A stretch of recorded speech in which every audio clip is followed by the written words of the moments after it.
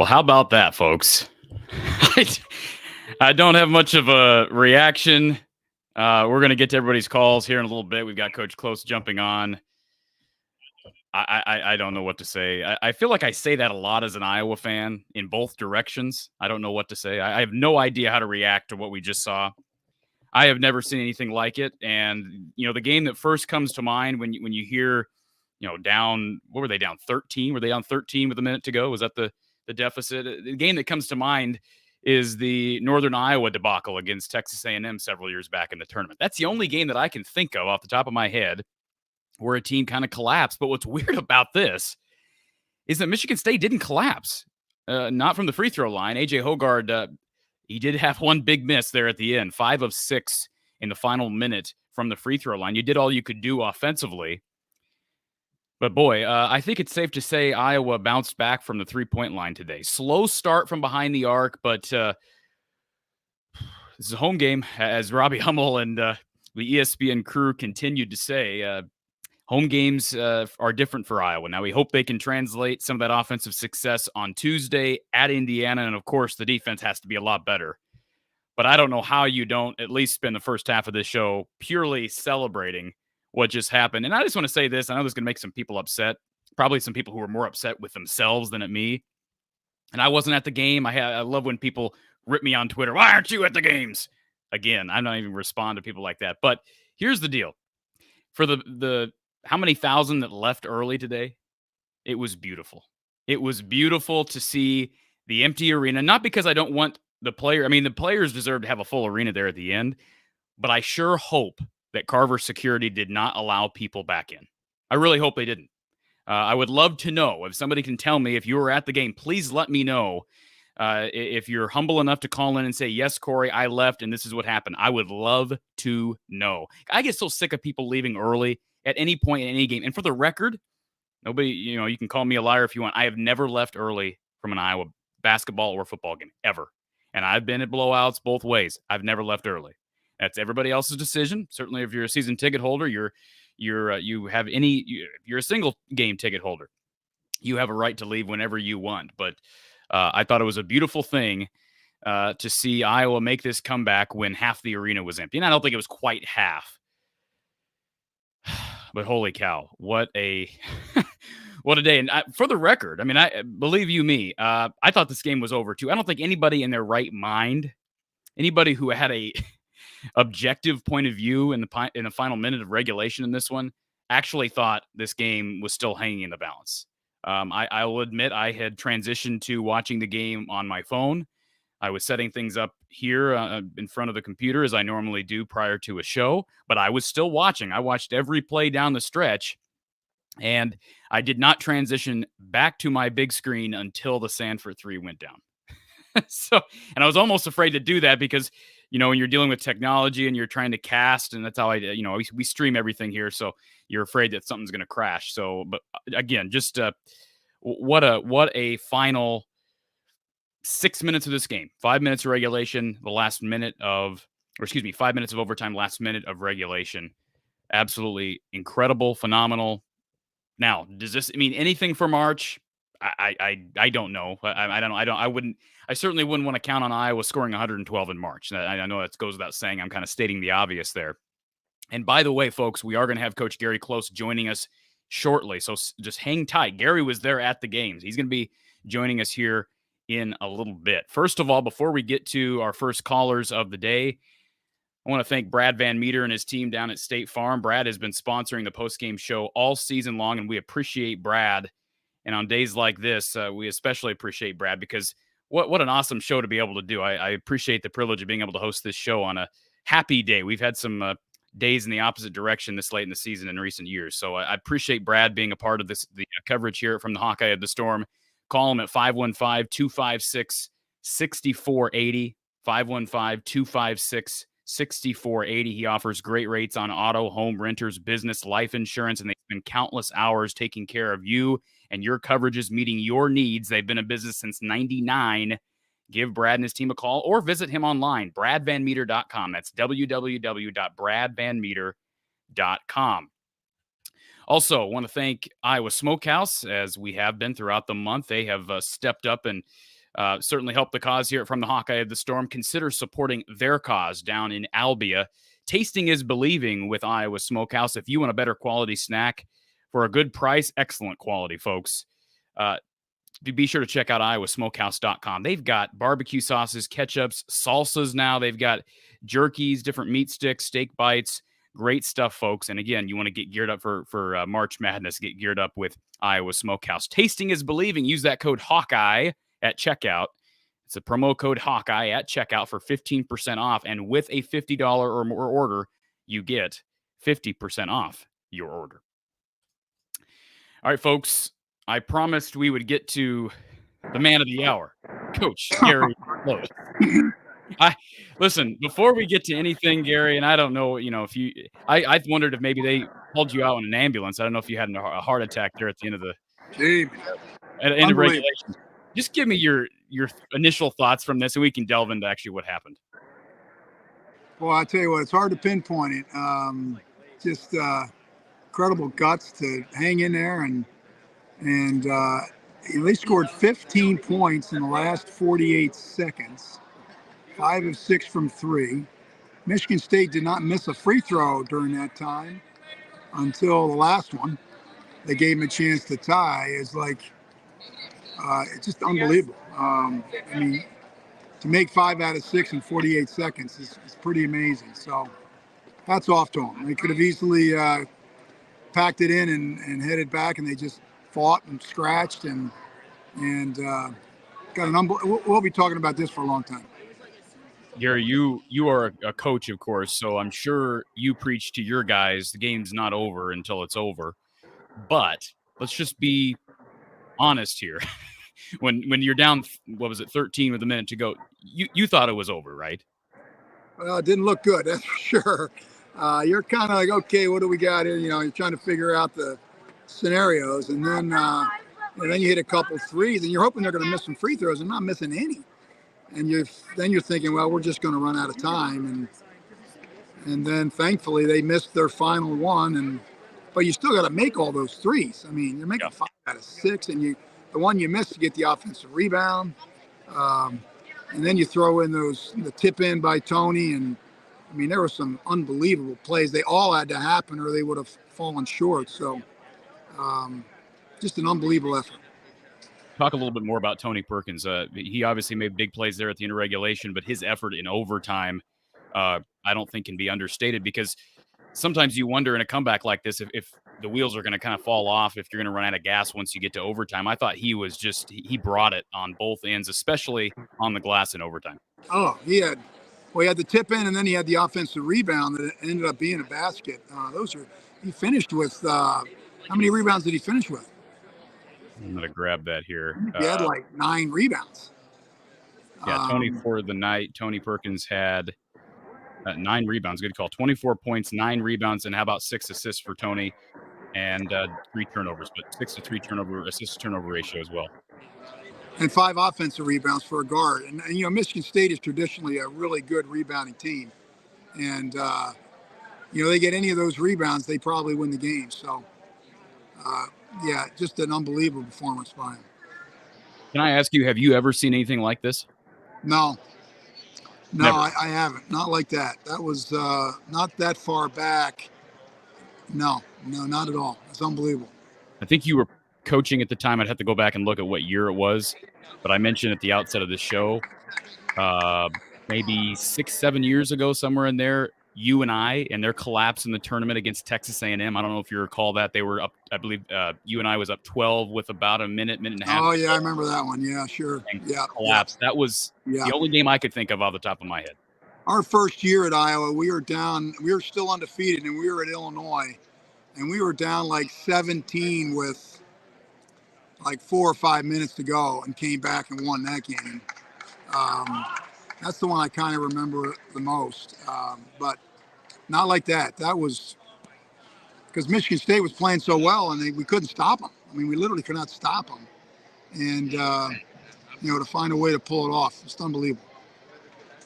We're going to get to the defense in a second, and I don't want to keep you tied up there at the arena, so I want to get to some substance in there. We'll let you go. The defense was not good. There's no question about it. You just brought that up. They could not get stops throughout the majority of this game, and it really wasn't until it became a free throw contest and you're trading threes for twos that Iowa even had a chance, which is what's incredible about this. But they did get some stops in overtime. Did you see something different in overtime, or do you think it was more of a psychological thing for Michigan State? They struggled on offense in the probably a little bit of both. You lose a lead like that, that's hard to recover from. And I thought that they did have some pretty good defensive possessions, and they rebounded well all game long. As we said, Michigan State's usually a really good rebounding team, especially on the offensive glass, and so I'm guessing that Iowa dominated the offensive boards, and that was a big part of them winning. So they got enough stops to get themselves a hell of a win. How many people left? I would say maybe 3,000-4,000. But they said they're all rushing home so they could call in for the Hawkeye the Storm show. So I'll give them credit. Could you tell? Did they let people come back in? I don't know. I was in my seat, so I didn't move. So good for you. I know this is sort of perverse on my part, but I actually kind of take joy in the fact that so many people left, because I hope that those people will never do that again. I've never left a game early, and I know I've talked with Don Patterson with football games, and Iowa. I'm sure it's every fan base, but it seems like Iowa fans leave games whether you're up, whether you're down, any excuse to get to the exits early and get ahead of the traffic. For me, I kind of take pleasure in this. What did you think of the crowd today? I mean, there's no question it was a great crowd in overtime. I did think first half wise, at least from the TV, and I wasn't there, but from the TV perspective, it didn't seem the loudest for a sold-out crowd. Can you comment on the crowd in the first half?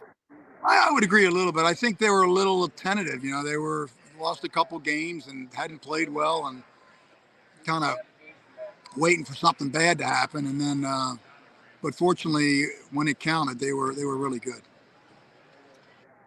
All right, Gary, they gave up 59% from the field, 73% from three for Michigan State. They made 11 of 15 three-point tries. We know the incredible comeback at the end, but I mean, that's not sustainable. We can talk about incredible comebacks all we want, and this is incredible, but this is not sustainable. So I don't know that Iowa's played worse defense for a 40-minute period all season. Maybe at Ohio State about a month ago, that was pretty bad. But this has got to be corrected. What was it about today that made things so difficult? Besides, Tyson Walker's really good, A.J. Hogarth's really good, and Joey Hauser's really good. Yeah, and they did hit some pro-type shots, especially as the clock was winding down. They hit a bunch of those, but the three-point defense was really, really shaky. And I think one of the problems there is they switch so much that they end up losing guys, and or they get a little too far off. They're having a hard time covering the ball screen, and a lot of times the guys that are off the ball in the ball screen are trying to sneak in and help, and then they're late getting back out to three-point shooters. And so I think it was a combination of all the switching and then the trouble with the ball screen defense. But they've got to get better. That was they pretty much got torched on the defensive end. Does this tell you anything? I mean, it probably doesn't, because they struggle. There's such a contrast with how they shoot on the road as opposed to at home. We've talked about that. That's been well documented. But they make 17 threes tonight, and they kind of struggled early. I thought they were cold the first 5 to 10 minutes, and then they got they caught fire, especially in the final few minutes. But they shot well throughout. Does this give you any reason for confidence moving to Indiana on Tuesday, or is it just a totally different thing when you go on the road at this point? Well, it's different, but it's encouraging. Michigan State's got good athletes, and they're Tom won't say it. They're a fairly solid defensive team. Not today. And we hit some big threes, some tough threes. There were especially down a stretch. They were pretty well guarded for the most part. So it's encouraging. I think the guys that need to make threes made them, and that's the step in the right direction. Identifying shooters, Joey Hauser frustrated the daylights out of me. It just seems like Iowa allows a particular guy to go off, and once they get hot, it just is like a freight train. It's hard to stop. Yeah. And I just saw so many breakdowns. I hope, because remember, we go back to the first game between these two teams. These two teams played in the 60s about a month ago. Yeah.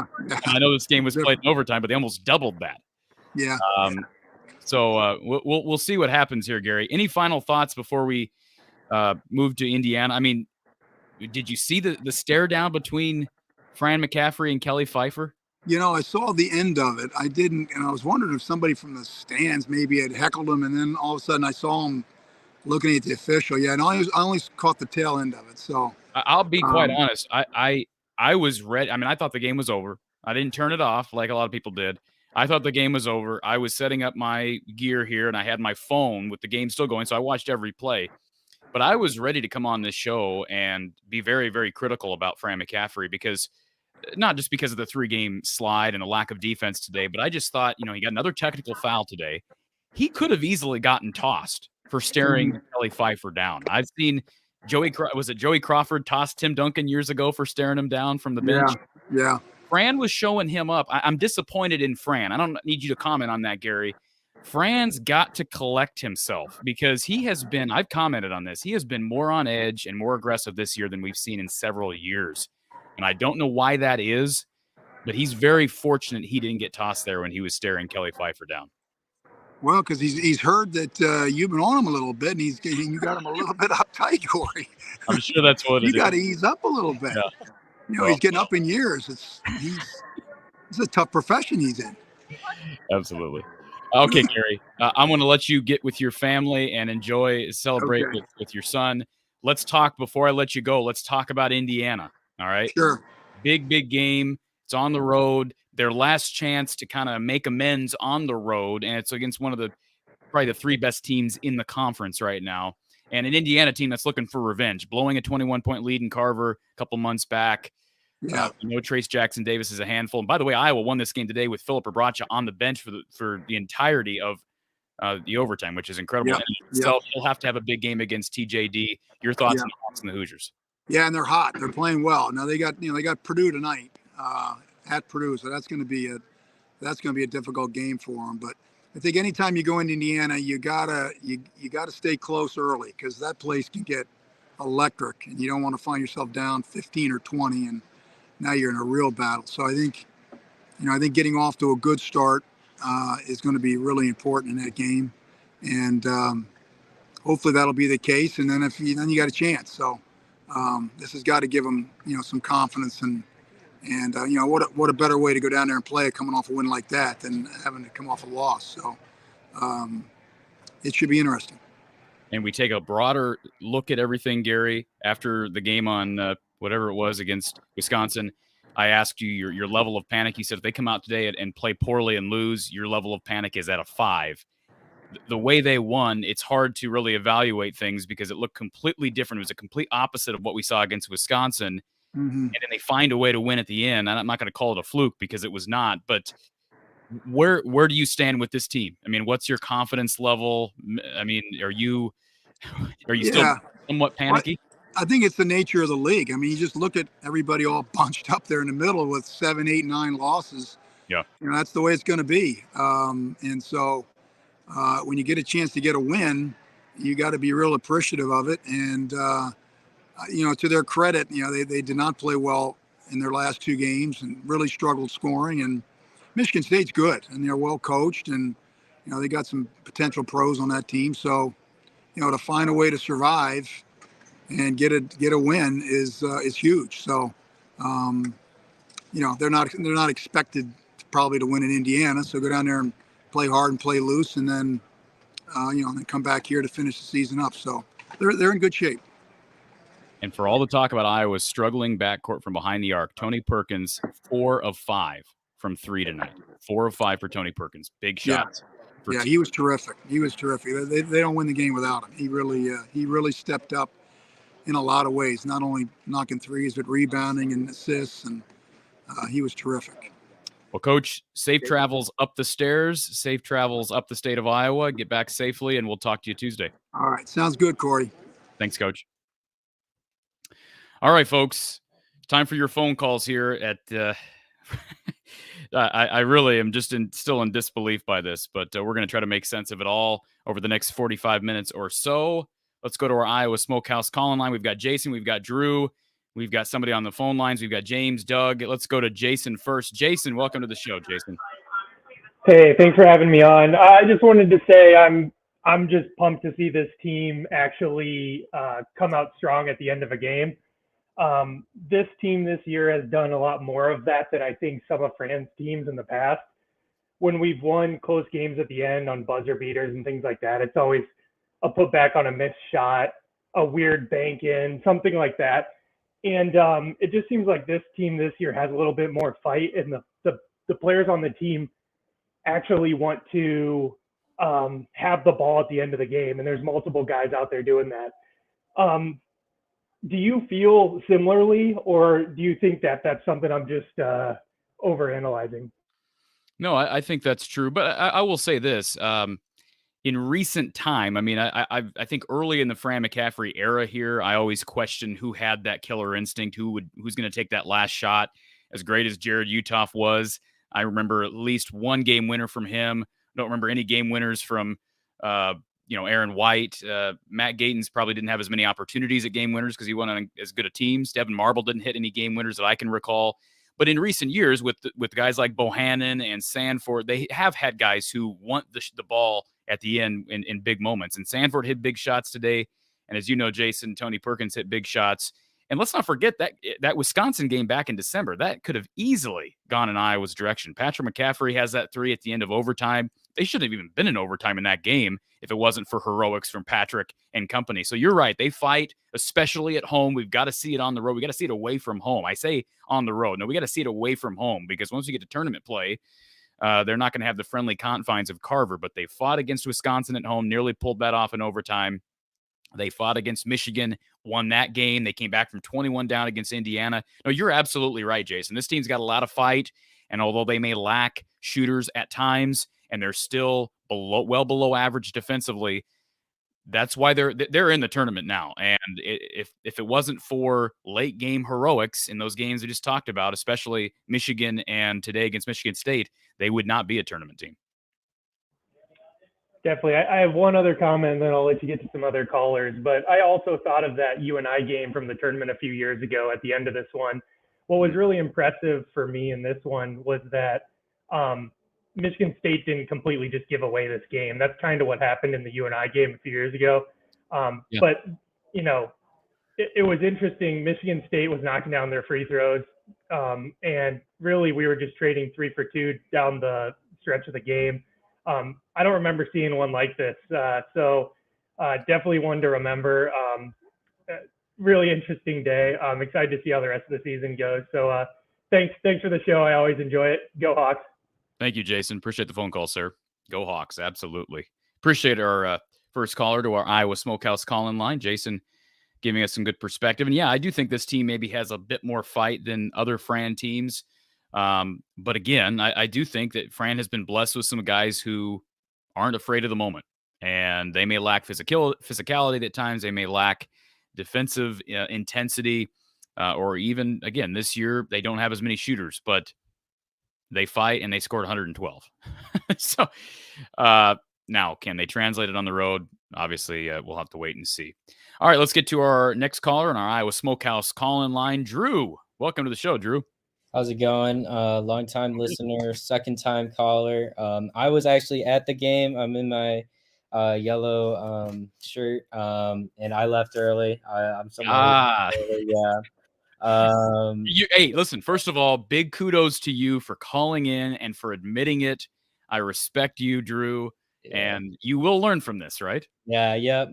Definitely won't be leaving tomorrow for the girls' game, regardless of how that goes. What I wanted to touch on was the pick and roll defense. Time and time again, I've been watching since maybe 2008, so look lighter, but even with Woodbury, they try and hedge the ball screen, and I don't know if I've ever seen it work. They bring the big out. I've never seen the point guard. I think the whole point of it is to design to turn that point guard back inside, right?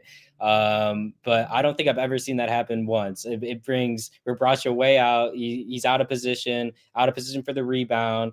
And then the rest of the defense comes crashing in, and then that's what gives up all the open threes. So I was wondering if you could touch on that and what your thoughts were. So yeah, I'll get out of here, but thanks. Yeah, I appreciate the call, Drew. First of all, an answer, good question from Drew. Pick and roll defense has been poor, and although I don't think they played terrible D at Wisconsin the other night, that game, Wisconsin separated itself with the pick and roll defense or lack thereof from Iowa. They had open threes, easy drop downs to Crowell in the paint. So yeah, the pick and roll defense has been bad, and I wish we could have gotten Drew on with Coach Close. If it hadn't been for time, we would have done that. But that's a better question for Coach Close. I will say this, and I've been watching Iowa basketball for as long, if not longer, than Drew has. They have not been good guarding the pick and roll under Fran, and it's hard to guard. Gary's talked about that. I mean, pick and roll defense is not easy to teach. I do think my vantage point, I'm not a coach, my vantage point on the pick and roll D is sometimes Iowa bigs don't commit to the hedge, and they can kind of get caught in the middle. And that's kind of what happens a lot with Iowa, with Iowa defensive issues, whether you're talking about closing out on three-point shooters or whatever you're talking about, kind of being stuck in no man's land. And again, I think it just comes down to coaching. It comes down to what do you emphasize in practice. I would not be surprised. I'm not saying there's a direct correlation between these two things, but I would not be surprised if over the last 2 days, and Fran talked about, I believe it was a pregame yesterday in his press conference, he talked about how this time of year we're really not working the guys too much. You're going to get up a lot of shots. So I would not be surprised if since that loss against Wisconsin the other night, Iowa almost did no defensive work. I mean, I could be wrong on that, but I would guess they got a lot of shots up. And I'm not saying that's wrong because they've been struggling from three, and I think that's probably pretty typical. If you ask Coach Close, that's probably pretty typical with most coaches this time of year. You're not going to be doing a whole lot of physical work, especially with short turnovers. But I wouldn't be surprised if they did very little defensively. Almost all the emphasis was placed on shooting. I could be wrong on that. But I hope they got a lot of tape. They got 45 minutes of tape, and almost all of it was bad defensively. So, look, you've got Sunday, Monday, somewhat of a quick turnaround again. I mean, it's 2 games per week right now at a minimum. Of course, that's going to ramp up once you get to tournament time.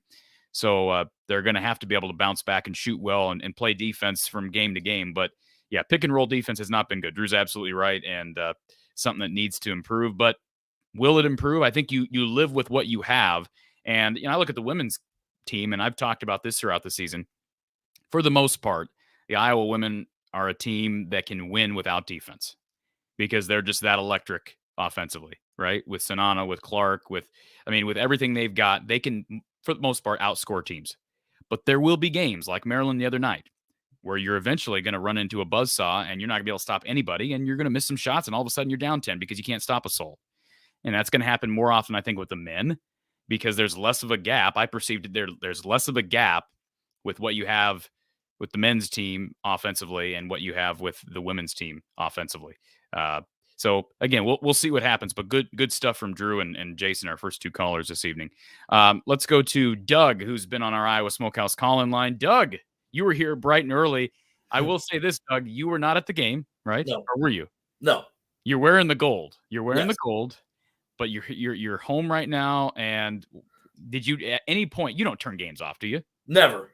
That's actually what I've been lucky enough this year to go to 6 home games with my father, and we went down to the Emerald Coast, as I've told you before, to the tournament down there, and I got to go with my sister and her kids, and yeah, we don't I never leave early because you just don't know what's going to happen.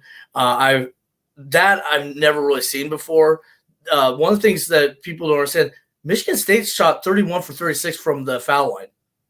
They didn't miss. I remember that UNI game because I was working night shift, and it was a job I hated, and I was trying to watch it, and it was at a residential treatment center, so I was also trying to watch the kids, and they didn't like me when I didn't leave them attended. But anyway, you and I did dumb things. Michigan State didn't do anything dumb. You're right. You're right. And again, I'm kind of recalling this from memory as well. That tournament game, and of course, we're talking about Texas A&M, UNI several years back in the tournament. 2016 or 20. Was it 2016? The press was effective. So you and I turned the ball over, but you got to give Texas A&M and their defensive pressure credit. That's not what we have today. Yeah. I'm upset with ESPN and the app because it turned off the win probability after the game. But I'm pretty sure that was at 99.9 as we were checking that. And we're like, I want to thank the Hawks for helping me bond with my father a little bit more. Like I said, the biggest blessing is getting to go to those games with him. I mean, I don't know how many more years I have left of that. But we don't hug. We were starting to hug and do our thing. And it was fun because, it's 12. I had a tracker up. It 105. They made a free throw to go up 11, and we were pretty much like. And one thing I noticed, you put on Facebook about that time. It might be time to vent on the Facebook page for your Hawkeye of the Storm. That was scheduled. I'll say that. Okay. That was scheduled, so it wasn't a post in time, in real time. But you're right. Now I usually post the post-game thumbnail and link early. So, yes. No, I'm happy to admit I thought the game was over. Long over.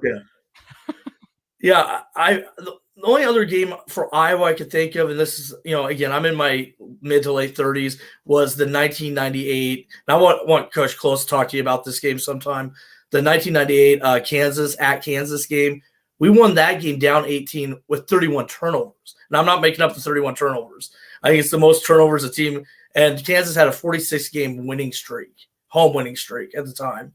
It was a 1998 Jess Settles, JR, those guys' team.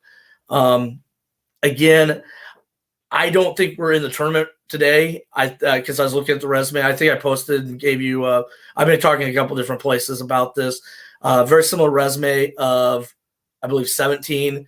I think we need 19 wins. Either that meaning we beat Nebraska and lose in the tournament, or lose these next two and win in the tournament. Just to say, I'm not telling you you're wrong. I don't agree with you, but you believe that if Iowa loses these next two games, including the game at Indiana and at home against Nebraska, and then loses in the first round of the Big Ten tournament, they're out. I would be scared. Yes. I remember 14. That would be a very similar resume to Peter Jock's senior year, Doug, because the conferences are different. I think the bubble games this year. We're talking. Joe Lunardi was talking during halftime about Texas Tech making it. They're 5-10 in the Big 12, and they had a terrible non-conference. Well, hey, I hope we don't even have to worry about that. Let's get Nebraska. I'm going to be jumping the gun. I think they're in. I think they're in, and I think if they lose to Indiana, you don't want them to lose, right? You want them to. Yeah. But I think they're in now. I could be wrong, but I think the resume, and obviously that Clemson Clemson's, they dominated today against North Carolina State. That helps. Seton Hall's not a tournament team. That doesn't help. Iowa State is still considered to be a top 5 seed team. I think they've done enough, but we'll see. Hopefully we don't have to wonder about that, because hopefully they win at least one of these last two games, especially that one home against Nebraska. I'm not saying that that's a guarantee they're out or in. But I have a question for you dealing with brackets and bracketology. Who do you go to, and why is there such a difference? It seems like some people don't like the Hawks and some people do. You talked about Mike DeCourcy. We've talked about Jerry Leonardo. The CBS guy seems not to like us for some reason, and always seems to put us 2 seats below what Lenardi does. Well, don't forget about Tim Kruger. We had Tim Kruger. Just who do you go to? And I look at all of them because I don't really know that anybody has a bias. Maybe they do, but I I just interpret that everybody sees things differently. I think Lunardi has had, like, first of all, I saw Lunardi's had some mistakes in his bracket. I noticed he posted on Twitter that Iowa was an 8 seed, and then his actual, or had Iowa was a 9 seed. His actual bracket had Iowa as an 8 seed. So I don't know how he views Iowa, where they're at, but he had them a few days ago as his, I believe it was it Lunardi? Might have been, no, it was Shelby Mast. It was the USA Today guy. He had Iowa as his number 1 7 seed after the Wisconsin loss. So you think about that, Doug. If he had number 1 7 seed, they are not falling out of the tournament with a loss at Indiana and home against Nebraska. They're not going to drop 5 seed lines. I'm trying to trust you there, but again, I'm kind of watching the Texas Tech. I think lost today. They've lost a lot of games that have like a very weak. The Big 12 isn't getting 8 or 9 teams in, are they? They might get. What do they say? Is it a 10-team league? Is that right? Mm-hmm. They might get 9 if Texas Tech. I'm assuming Texas Tech lost today against TCU. Mm-hmm. So okay, TCU did good. Probably out. They're probably out. Okay. They will get 8 teams in. West Virginia's getting in. Oklahoma State's getting in. Right now, the Big 10 could get 11 in. Doug. Wisconsin is in right now, according to Lunardi. You've got Penn State, who's got a shot at being in, and Michigan has all of a sudden played their way onto the bubble with that win at Rutgers the other night. So they got chances. Both of those teams have chances at marquee wins. We could see 11 teams from the Big 10 in. That would be interesting. More the better. I love it. I mean, I want to see as many Big 10 teams in as possible. Yeah, I think we have a great conference. Sometimes when I look at it and it says 5 Big East teams, I don't know much about the other conferences other than the Big 8 or Big 12 and the Big 10 to know who should get in. I don't know how many of those mid-majors will have 2 schools get in. Again, weird things happen. Like I said, I thought Fran's third year when we made that NIT run, we should have been in that year. I don't remember if you remember. That was Aaron. It was Adam Woodbury and Mike Gazelle's freshman year, 13. I thought we should have been in that year. Let's see. We waited to run to. We played Baylor in the final game of the NIT. Yeah, lost. Beat Virginia. Lost to Baylor. Yeah, I do remember that game. Yeah, I thought that team should have been in, and I was kind of shocked they weren't. That was but Doug, that was also. I know what game we're talking about. That was also the game where Iowa got Michigan State. They got reffed in that Michigan State. That was one of the worst officiated games I've ever seen in my life. Yeah, because that would again. I've seen Iowa's teams not make it, and that I thought should have. And I think this team should make it right now by their resume. We got 3 games for sure remaining. We win 1. I'm not worried at all. But that was awesome comeback. Thank you for taking my call. Thank you for the people in the chat that are, always cool, have good opinions. I truly love this podcast, and just want to thank you guys. And this was a great day that almost was a horrible day. So I appreciate that. Absolutely. Have a good show, Corey. Thank you, Doug. Appreciate the call from Doug, as always, one of our loyal listeners here and loyal callers. All right, we've got Chris on the line. We've got James on the line. We've got a caller on our phone line. And by the way, our phone line number is 515-635-1601. 515-635-1601. Let's go to Chris on our Iowa Smokehouse call-in line. Chris, welcome to the show. Hey, Corey, how we doing? I got to say I gave up on that one. This is super rare for me. I was just so pissed. So I decided, there's 2 minutes left. We're down 12. I'm like, I'm going to put it on my phone, listen to the radio, take the dog for a walk. I take the dog for a walk. Within 20 seconds, Fran gets teed up, and I was just like, not this again. I'm turning this off too. I'm done. And so you turned it off? Yep. So I turned it off, and a little stroll around the Chicago West Loop neighborhood, a little therapy session. I'm like, this team's not going anywhere. Like, let's move on. Like, this is a bubble team at best. And I come back, look at my texts, and I get a couple texts from my non-Iowa friends like, this is craziness in Iowa City. And I actually just assumed it was like Fran getting into a fight with the ref or something. Cause I mean, honestly way more likely than them having come back and won at that point. I'm like, oh yeah, he just got beat up. Like he probably got into a fight or something. So Chris, I'll just tell you, a buddy of mine, and I'll just, because it's a very similar experience to what you just said. Buddy of mine, he texted me, let's see, at 12:52 and said, I'm visiting my barber and asking for a classic Fran fade. So I waited and I watched the end of the game. I never responded to him. And I didn't know if he had turned the game off or what, but at the end of overtime, game ended, I got a text back. I actually texted him and I said, shut your mouth, you hater. He texted me back and said, I love the Hawks, but they just make me sad. He said the game next Saturday next Sunday may determine their fate. So I called him and he said, you're interrupting me from my show. What are you doing? And I said, I'm just curious, what point did you turn the game off? And he said, about 2 minutes to go, and they were down, whatever it was, 13. And I said, okay. I said, you might want to look at the score.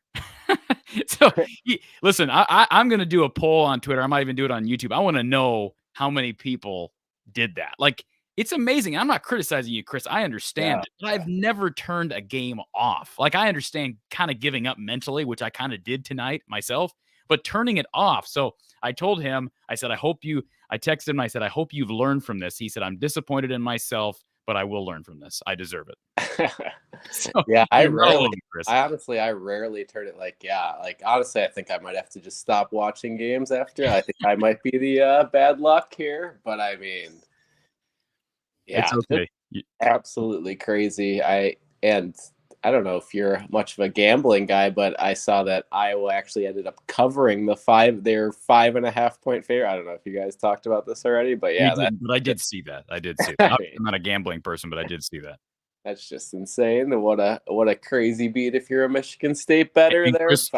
Chris, give me your thoughts on the stare down. You mentioned it earlier, but what were your thoughts in the moment when you saw Fran McCaffrey staring down Kelly Pfeiffer? I was honestly getting pretty pissed because I feel like,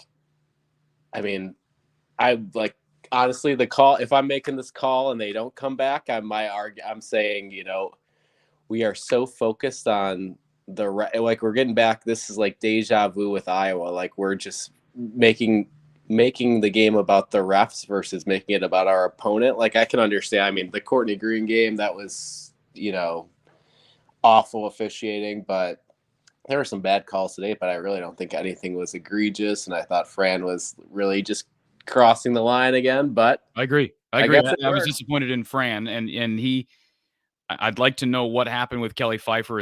I think Kelly Pfeiffer's a good official. I don't know. I've never heard differently, and I've never ever witnessed a game with Kelly Pfeiffer where there have been egregious complaints about officiating. Not like Courtney Green and what's the other guy's name? McJunkins and Larry. Yeah. Well, Larry. Yeah, Larry. I don't have a huge problem with Larry, but the other trying Black to think of or whatever. Paul Slack. Yeah. Yes, that guy. So I don't know what was going on with Fran. I think Fran's been pent up, and I don't know why that is. His team has exceeded a lot of people's expectations. Back in December, this team was 0-3. Early January, they were 0-3. People weren't picking him to go to the tournament. They're in the tournament now. I really believe they are in the tournament now. So I don't know why he's so pent up, but he does seem to be a little bit more stressed out than he normally would. Yeah.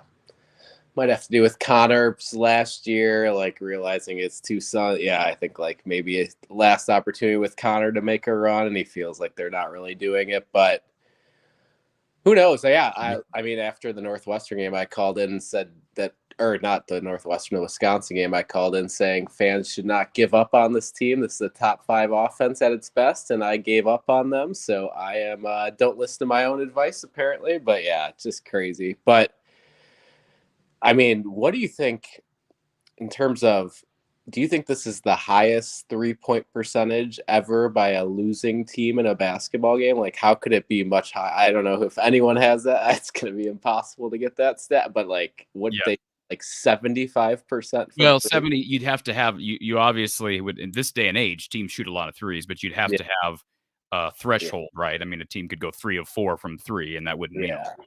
But you're right. Yeah, they shot 15 and made 73%. I would venture to say you're right. You'd be hard pressed to find another team that lost. I mean, I'm sure it's happened, but to lose when you shoot 15 threes and make almost 75% of them, that's incredible. Insane. So last thing in terms of, I mean, this doesn't happen to Iowa. I feel like we're usually, especially Iowa basketball, we're usually on the opposite end of this. These ridiculous comebacks, like crazy things. Hey, football, basketball, like this does not happen to us with these comebacks. Like, where would you rank this in terms of greatest comebacks in like Iowa history? I mean, I think it's, for me, I mean, I think it's like, I only go back like 10, 12 years, but it's got to be up there. I mean, I can't really even think of a football one. I mean, basketball. Yeah, it's got to be top 3. Yeah, Chris, I'm with you. My perspective is only maybe 15 years or so. So I can't, that's why I rely on people like Coach Close and Coach Patterson. But I will say this, my recollection for basketball, big comebacks, I do remember in 15 or 16, Iowa won. It was a Jared Uthoff team. They won at Purdue, and they were down, I think, 20, 21, somewhere in there. Maybe not quite that much. They were down close to 20 at Purdue, came back to win that game. That was a really good Iowa team. That's an Iowa team that ended up at number 3 in the country at one point, I think. Yeah, that was actually the day after the Rose Bowl, because I went to the Rose Bowl and I was sitting in LAX watching it on my phone. Yeah, it was like I think it was like early January, and then that kind of spiraled them up. I think that like to your point, they got up to like number 3 at one point. I remember they were just because Purdue was like a top 5 team, but yeah, that's a good one. Yeah, and then I mean, I remember at home against Gardner Webb. I know we should bring up Gardner Webb, but they were down a lot in that game. Yeah, and came back to win that one. Obviously, I mean, let's bring up Indiana a couple months ago. I mean, they're down 21 at home and they come back. But no, this is how about at Northwestern at home with the Bohannon 3 at the end? Yeah. They were down. They had to have been down 8 with a minute to go. Am I right? In that game a few years ago? Yeah, they were. They were. Yeah, they were. Yeah, so similar to this, maybe not to that extent, but yeah, we've had some crazy comebacks, I guess. They've had some games like this. So you give Fran, and when your guys can shoot, and even though this isn't Fran's best shooting team, when you guys that can shoot, I mean, Robbie Hummel said it during the second half of this broadcast. Hey, an 8-point lead is like a 1-point lead in a game like this with these two teams, how they shot. Yeah. Awesome stuff. I'll let you get to some other callers, but yeah, this is why you do this here this is why we're fans for games like this. All hope is lost and then a miracle comeback. All right, we're going to the Final Four. Let's do it. Let's do it, Chris. Appreciate it, sir. Thank you for the call. All right, folks. Appreciate everybody hanging tight. Let's go to our caller on hold. Thank you for calling Iowa Postgame with Coach Gary Close, who's on our Iowa Smokehouse call-in line. All right. Everybody hanging tight. This is Corey Sealer calling from Michigan, and hey, Corey. This game reminds me so much of that game following the Chris Street tragedy, and just how there was not much happening, not much going on, and then suddenly a fraction of a ray of light at the end of the tunnel. But I think the thing that can't be forgotten is Tony Perkins. He kept us in that game the entire way. And I think Iowa loses by 25 without Tony Perkins today. That guy kept us in the ball game, and his efforts and his grit were key to us key to this even being possible. But I just want to say, with us being down by 9, I called my son. He was upstairs, and I said, "You've got to tune this game on your phone and watch it, because something crazy could happen," and it did. And with that, go Hawks, and I'll listen in. Thank you, Corey. Appreciate the call, sir. Yeah, I love hearing all the different reactions, folks, of where you were, what you were doing, how you reacted, and I appreciate the honesty, because some people have called in and said, "Look, I gave up," and that's okay. I mean, it's not okay to give up. You do what you want. I don't think it's okay to give up on your team to where you just say, "I'm done. I'm not going to watch them anymore." I mean, you have the right to do that. I would never do that. I watched every game during the Licklider era. I just did. But I appreciate people when they say, look, I turned the game off. I wish I hadn't. I left the game. I wish I hadn't. That shows some humility and some honesty. So I appreciate that.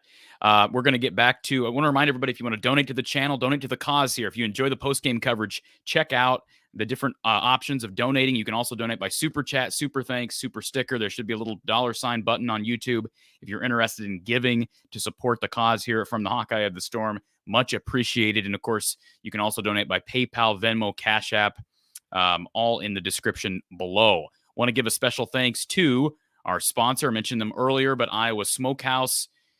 Use that code Hawkeye for 15% off your order from Iowa Smokehouse. They've got some great products, folks, and you're supporting one of our sponsors here from the Hawkeye of the Storm. Yes, tasting is believing with their flavorful meat sticks, their delicious steak bites, or their awesome cuts of beef jerky. They even got ketchup and barbecue sauces. Visit iowasmokehouse.com and use that code Hawkeye for 15% off your order. And folks, if you get a $50 or more order, you'll get free shipping. Again, iowasmokehouse.com. And I want to say this, folks. This is for Iowa Smokehouse. This is for Iowa Floor Covering. This is for Brad Van Meter. If you want this show to return and you want to continue to have post-game content, I cannot emphasize this enough. Support our sponsors. Even if you're just calling to get a quote from Brad, if you're getting a few items from Iowa Smokehouse, or you're calling to get a quote from Iowa Floor Covering, any of our sponsors, and we've got, Ascent Nutrition still with us. Under the Kitchen has sponsored certain segments of our coverage here from the Hawkeye of the Storm. I cannot emphasize that enough, folks. I'm not able to do this without sponsorships. And of course, as you know, it doesn't take a rocket science to figure this out. Your support of our sponsors will keep the sponsors coming back. And so I appreciate all of our sponsors, and I appreciate you who are willing to support our sponsors. So again, iowasmokehouse.com. And of course, Brad Van Meter and his team down at State Farm. Visit him in person at 4229 Fleur Drive in Des Moines, or call him at 515-256-6480. That's 515-256-6480. Visit him online at www.bradvanmeter.com, and you can request a free insurance quote through Brad and his team by visiting that website. That's bradvanmeter.com, all one word. They've got a great team that will take care of you and take care of you personally. They're part of the largest auto insurance company in the country. They'll treat you right, and they'll get you what you need for great insurance coverage. Again, Brad Van Meter at State Farm in Des Moines. All right, let's go back to our Iowa Smokehouse call-in line. Thank you for calling Iowa Postgame with Coach Gary Close. Who's on the line? Hello? Hello. Hi, this is Jake. Hi, Jake. Yeah. First reaction to that one was, I'm happy to say that I did not turn off the TV. Good for you. I thought about it, but I was like, I got nothing else to do. May as well keep it on. But that game reminded me of the Northwestern game where, J-Bo hit that game winner. Yeah. I heard you brought up earlier in the show the Northern Iowa game. But I live in Minneapolis, and I was at the game against the Gophers. And that game, to me, like, they, instead of missing a bunch of threes, they missed a bunch of layups.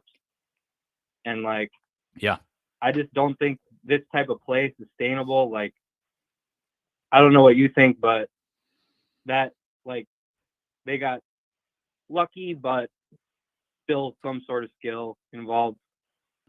Yeah, I agree. I mean, thoughts? I said that earlier with Coach Close, Jake. I just don't think you can sustain this heading into tournament play. Now, I am encouraged by this. They have played good defense, and they've played decent defense on the road. I didn't think they played terribly against Wisconsin, especially in that first half on Wednesday. I didn't think they were great against Northwestern, but they can win by playing average defense if they're making shots. Now, they haven't proven to be able to do that consistently on the road, but you're right. They have to play better defense than they did tonight. They got to shoot the ball better than they have been on the road. So they got to put those two things together. Tuesday is going to be a gut check. I don't know if we call it gut check, but it's going to be interesting to see. Can they finally get rid of those demons on the road? And if they don't, if they struggle to shoot the ball, and nobody, I don't expect them to win at Bloomington, but if they don't even shoot the ball better on the road, and you're heading into tournament play, in that slump on the road, it's going to be hard to get that going in the tournament. Not to say it's not possible. They did it last year in the Big Ten tournament, but 3-point shooting is still my biggest concern. I don't think they're going to give up 100 points again this year. Now, you never know, right? You never say never, but this was an all-time bad performance defensively. This in Michigan State, 2 worst performances on that end all season. They will be better. They're not going to be great. As you know, you've watched Iowa basketball, I'm sure, a long time. They're not going to be great under Fran on that end. They're just not going to be. But they can at least be average and shoot the ball better. They don't got to shoot the balls. They don't got to make 17 threes on the road, but you got to at least be a threat to make 8 to 10. Agreed. Yeah, and like Michigan State, what did they shoot? 11 for 15 from 3 tonight? Yeah, 11 for 15. Yeah, like obviously that's amazing shooting, but at some point it's like, where's the defense? Like, feel free to put a hand up. I don't know. Like, it seems like a lot with Fran's teams, they don't guard the 3 well, and then this year especially, it's like pick and roll. I would just pick and roll them to death. It seems like, especially in the second half of the Wisconsin game and in the first half of this game, they just pick and rolled all day and either kicked it out to a shooter or got a layup or dunk. And like, if we're not hitting the threes like we were tonight, I mean, the game would have been well over before we even thought it was over. So should have been over anyways. Should have been over anyways, right? I mean, how many games have we seen under Fran where Iowa loses, where they make a bunch of threes? I mean, again, at Ohio State earlier this year, they made, I think, 10 to 12 threes in that game, but you can't stop anybody. You're going to get beat. And usually you're going to get, especially on the road, you are guaranteed to lose. Like, they won today, and they probably shouldn't have. I struggle to even say that because, boy, you can't take away from what they did down the stretch. But this is on the road. Those threes probably don't go down at the end. And, you're right. The defense has to be better, and pick and roll has been a struggle. Yeah, 100%.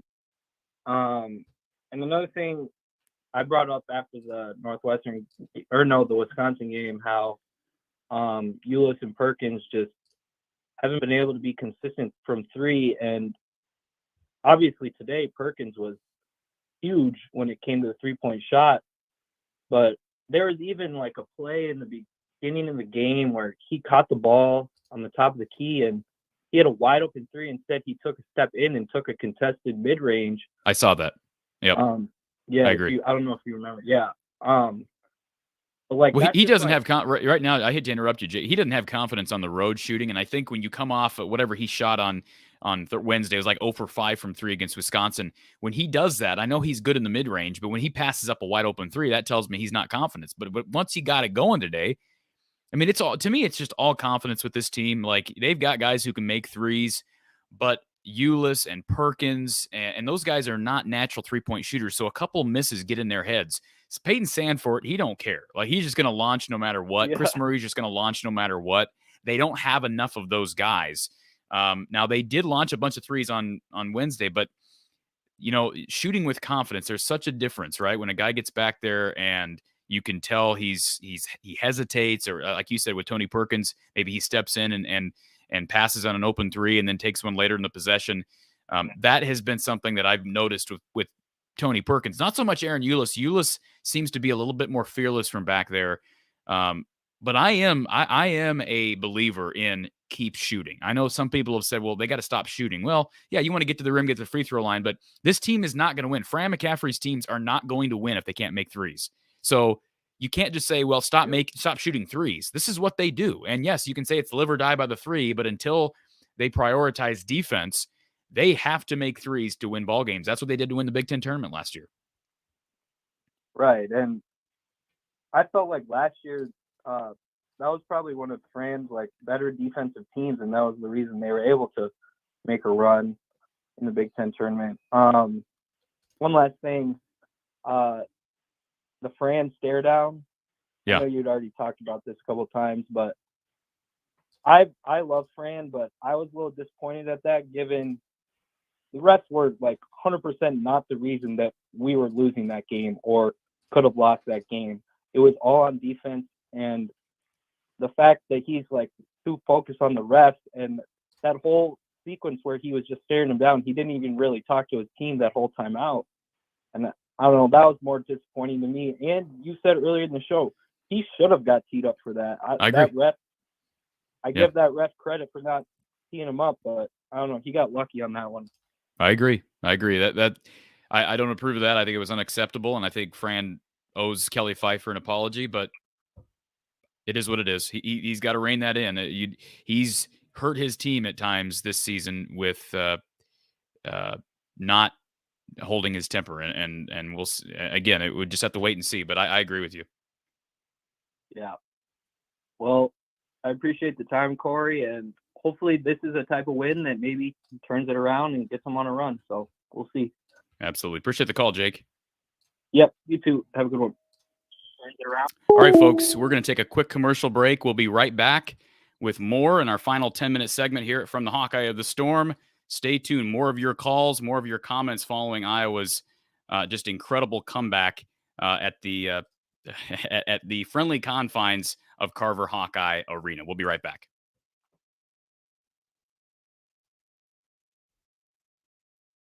Hawkeye fans, let's talk about health and performance optimization for a moment. Our sponsor, Ascent Nutrition, offers amazing products. It's actually owned by former Iowa graduate Lance Shuttler. Now, I've decided to partner with Ascent Nutrition because of their unique approach to human health. Ascent offers an organically grown, mold and mycotoxin-free coffee. It provides a pure, clean, and rich flavor without those pesticides that most coffees are treated with. They also offer an algae oil DHA, which is used to support brain health, memory, and focus, as well as proper nervous system development in adults, children, athletes, and even pets. Now, lastly, their unique crafted wild pine pollen is used to support cardiovascular health, hormonal function, and a healthy libido. Your purchase not only supports this channel, but the business of a former Hawkeye. Visit goascentnutrition.com or click the link in the description below and use the code Hawkeyes. That's the code Hawkeyes to receive 15% off your total order from Ascent Nutrition. Appreciate Ascent Nutrition. They're one of our loyal sponsors, folks, so be sure to check out their stuff at goascentnutrition.com. All right, we're going to have to go quick fire with these last couple of callers. James is on our phone line. Welcome to our Iowa Smokehouse calling line, James. I was just going to say a good win, at least. That's what we need. So, I mean, I was down because I did think we lose, and you're probably going to ask me if I turned it off. I'm going to be honest with you, I turn every game off because when I turn it off, our percentage of winning is way higher than when I watched the whole game. I swear to gosh, it is. I literally swear it is, Corey. Like, if I turn James, but believe me, I was setting up I saw you on here before they made the comeback. You were on here ready to go. Yeah, I was. Well, I was on here ready to go because I was a little upset. But in the fact that I was better now. But I turn the game off a lot of times, but I do like follow it on ESPN the whole time, to try to see what happens. And then if it gets close, I turn it back on just because, like, a lot of times I get too frustrated. And if I start yelling, I yell a lot. And if I yell, my girlfriend gets mad. I live in an apartment. I kind of got to be respectful. So, like, I do turn it off a lot just to be, like, not yell too much, because the more I watch it, if we're getting beat, the more I'll start yelling. I hear you. But don't quit. I know, I follow them all the time. It's just, it gets frustrating a lot of times. But I'm just happy we pulled this one off. And I went a little crazy on the shot, but not as crazy as I did the J-Bo one. J-Bo one, I think, is probably the craziest I've ever won in my life. But I didn't go crazy with the Sanford shot. I think my jaw just hit the ground. I mean, I just went crazy because I was like, I can't believe that we made 5 out of 6 because that's been a rarity. I don't think we know what 5 out of 6 looks like. But second off, just because he made it, like, I was pretty sure it's going to go to overtime. I was like, but the J-Bo, I really ran out of the house. I was going so crazy when J-Bo hit the one. But at least it's a warmer day out. Yeah, for sure. But we'll see. I mean, I think this gets us in for sure, but you can't lay an egg against like a Nebraska. Like, even if you lose Nebraska and it's a close, I think it's different than, like, obviously if you get blown out by Nebraska. I think they're in, James. I do too, but like if you get blown out by Nebraska, that might. Oh, it's gonna hurt you. Yeah. Oh, it'll hurt you. They're not gonna get blown out by Nebraska. True. I know, but I'm just saying, like, that was just one thing I think that could. Sure. Yeah. But I think they're in regardless. But I do too. I'd rather be at a 10 or 11 than a 8 or a 9. I think they got some work to do to secure a 7. That's the thing that scared me too with this win is, like, I don't know where he puts us on the seed line. Because, we talked about this. Like, it's like you want to be a 7 and 9. You don't want to play the 1 seed in the next round. So it's like where does this put you kind of on the seed line? With this win and just if you lose out, you kind of don't know that. And I think that's the big thing that you want to understand, like where it puts you on the seed line, because you don't want to play a 1 seed in the next round for sure. Absolutely. James, I appreciate you calling, sir, and I always enjoy talking. It's a Tuesday or Wednesday? Tuesday night. I don't have much to say today. I'm just so happy, and I just was. All right, I didn't know you're talking about the whole thing, but enjoy your night, and obviously I'm glad you were safe during the ice storm and didn't get accident or anything. But all right, enjoy your night. Thank you, James. All right, folks, we got to go quick fire here because I got to get going here in less than 5 minutes. Lemansky, welcome to the show, Lemansky. I recognize your number. Oh, thank you for that. I thought it was great the Lady Hawks were in the arena to see that and then carry that picture in their mind for tomorrow's game. Absolutely. I'm going to give you, you have guys that talk to you about the Hawks and probably negatively. I've got a high school friend, long, dear friend, lives in Las Vegas. He's a Cyclone. Drank more beer with him than I care to even remember. And so I'm watching the game, and it looks like it's out of hand. And of course, when it looks bleakest for the Hawks, he texts me all the time. So I saw it was him. I didn't even hit okay to read it. I just thought, screw you. Watch the game to the end. That's the way I am. I sat in Carver when I went to school there till the end. And really proud of the Hawks. I think as the sequence that stands out for me is really late in the game, and Perkins gets his hands on the ball and it careens off of Chris. Chris gets his balance and he's got a guy right on him, and he goes up to put the kind of backwards, and guess who's underneath? There's 3 other Hawkeyes on the other end, but the 2 down the court were christened by, I call the MVP of the game. And I've always liked him because Tony's energy, he's just a tough nut. And the other guy I want to mention the same regard today, he fouled out, and I like it the way Phillip gives it all. And, you know, Phillip was upset on a call. Aaron was upset on a call. And I understand your comments about Fran. And sometimes we are who we are. I thought it was very hilarious that Tony patted his coach on the stomach. Yeah, I saw that. And Fran took 2 steps forward. I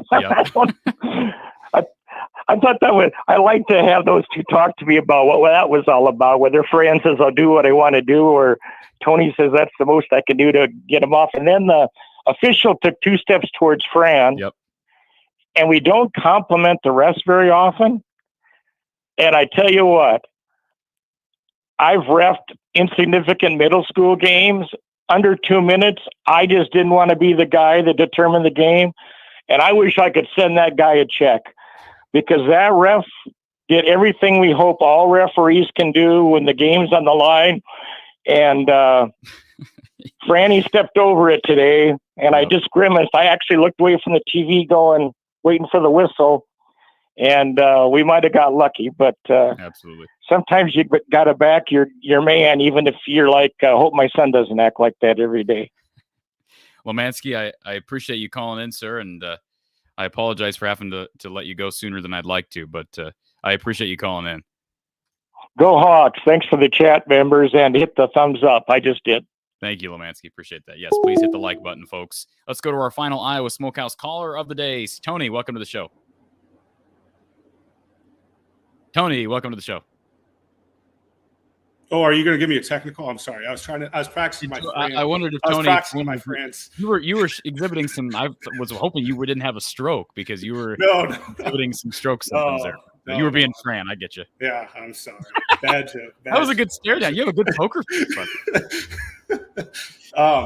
They asked him in the post game, Fran, like they said, "Hey, what'd you think of the stare down?" And he said, "I don't know what game you guys are talking about. That must have been a different game."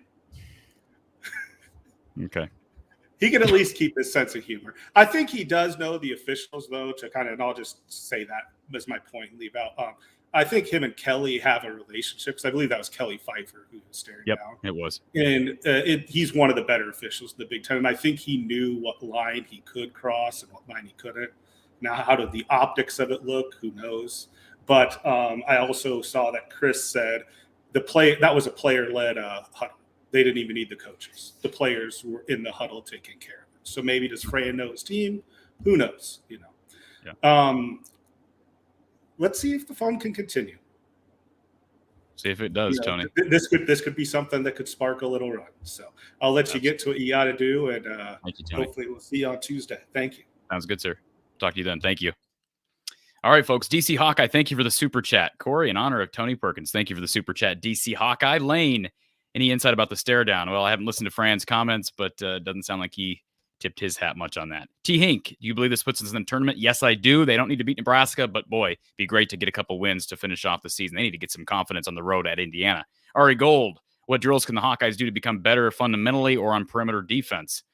That'd be a better question for Coach Close. I'm not a coach, but certainly the pick and roll defense needs to be better. So I'm sure there are plenty of drills that you work on hedging and recovering and all that. So yeah, the pick and roll D definitely needs to be better. Drill MVP, was this the game of the year? So far, I don't know how you could call it not call it the game of the year. And how about this? Eric says Iowa baseball up 7-2 against number 1 LSU. How about that? Lemansky, thank you for the super chat, Lemansky. A stare down is worth 1,000 words. We'll end it on that. Thank you, Lemansky, for that super chat and for your call here a little bit ago. Iowa, Indiana, Tuesday, folks. Be right here following the big game. Iowa postgame with Coach Gary Close, immediately following the Hawkeyes and the Hoosiers. Go Hawks, folks. What a day. Enjoy it, and we'll talk to you Tuesday.